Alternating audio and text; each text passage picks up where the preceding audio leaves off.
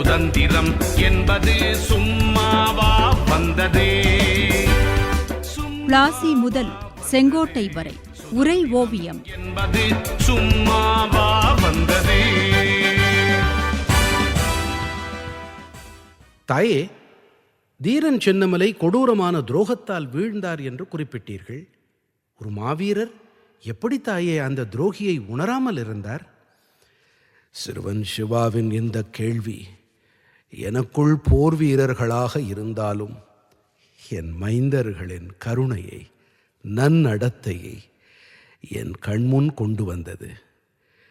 ஏன் என் மைந்தர்கள் தோற்றார்கள்?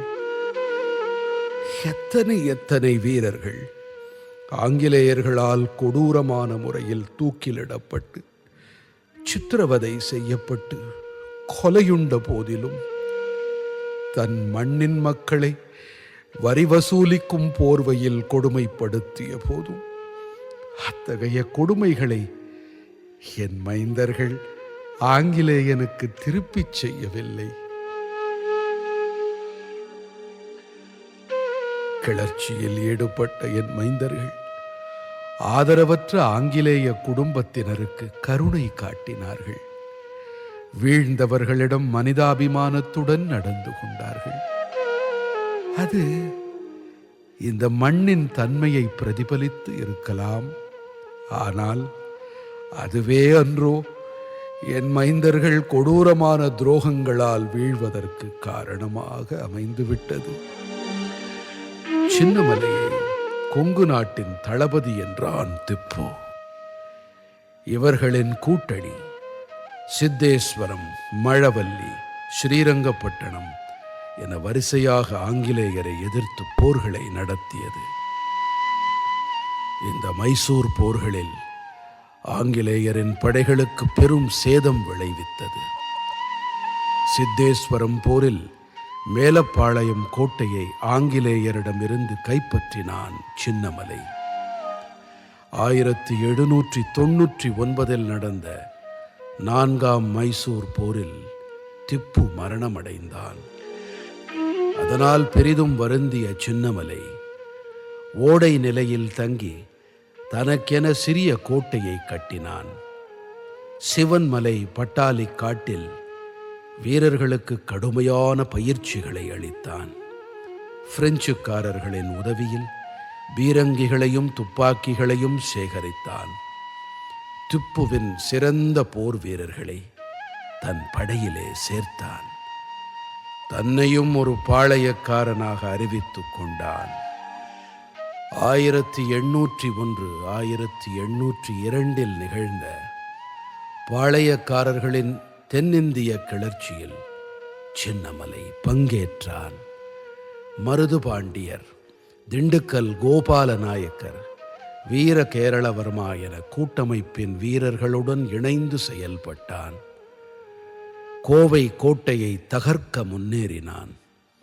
ஆனால் கோவை புரட்சி தோல்வியில் முடிந்தது.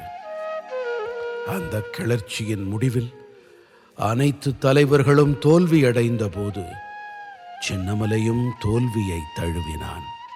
இருந்தாலும் 1801 பிரெஞ்சு கர்னல் மார்க்ஸ்வெல் தலைமையில் பவானி காவிரி கரையில் பிரிட்டிஷாரை வெற்றி கொண்டார். 1802 சென்னிமலைக்கும் சிவன்மலைக்கும் இடையே நடந்த போரில் வென்றான். 1803 அரச்சலூரில் கர்னல் ஹாரிசன் கம்பெனி படையை கையெறி குண்டுகளை வீசி வென்றான். சின்னமலையின் வெற்றிகளை தடுக்க பெரும் படை கொண்டு 1804 ஓடை நிலை கோட்டையை தாக்கினார்கள் பிரிட்டிஷார். அந்த கடும் தாக்குதலுக்கு அந்த சின்ன கோட்டை தாக்குப்பிடிக்கவில்லை. கோட்டை இடிந்து விழுந்தது. அங்கிருந்து தப்பிய சின்னமலை பழனி மலையை அடுத்துள்ள கருமலை காட்டில் பதுங்கினான். அங்கிருந்தபடியே திடீரென வெளியே வந்து கம்பெனி படைகள் மீது கொரில்லா தாக்குதல்களை நடத்தினான். சின்னமலையின் இந்த தாக்குதல்களால் ஆங்கிலேயர் படைகள் கடுமையாக பாதிக்கப்பட்டது. எப்படியாவது சின்னமலையை கைது செய்து தங்கள் வழக்கமான தண்டனையான தூக்கில் அவனை போடுவது என்று முடிவு செய்தார்கள் ஆங்கிலேயர்கள். அதற்கு தங்களின் வழக்கமான ஒரு துரோகியை தேடினார்கள். சின்னமலையின் அன்றாட நடவடிக்கைகளை தீவிரமாக கண்காணிக்கத் தொடங்கினார்கள். அந்த துரோகியும் அகப்பட்டான். கொடுஞ்செயல் செய்தவனின் பெயர் நல்லப்பன். அவன் வேறு யாரும் அல்ல, சின்னமலையின் சமையல்காரன்.